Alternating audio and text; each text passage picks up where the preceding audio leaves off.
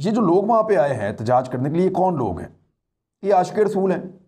ये इश्क की आग में जलते हुए आए हैं। ये आशिक हैं। इनको फायदा और नुकसान समझ नहीं आता।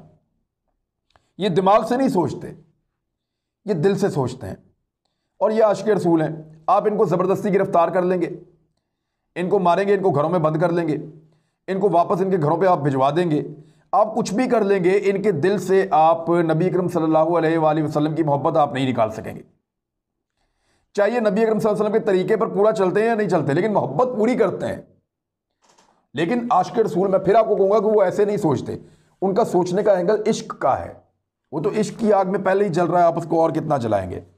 और वो और तरह सोचता है, तो आप उसको कसूरवार करार नहीं दे सकते, क्योंकि रियासत के ऊपर इन लोगों ने अटैक किया है, रियासती इदारों को और आम लोगों की इमलाक को नुकसान पहुंचाया। यानी ये इश्क नबी में कैसे अंधे हो गए कि इन्होंने गरीब का रिक्शा ही जला दिया, गरीब की रेडी जो है उसको लूट लिया। ऐसा तो नहीं होता। ये आशिकाने रसूल हमला करें तो ये जाते हैं सीधा। और मैं आशिकाने रसूल जो कह रहा हूं वो मैं इसलिए नहीं कह रहा कि ये वाकई आशिक रसूल हैं। आशिक रसूल क्या ऐसे होते हैं?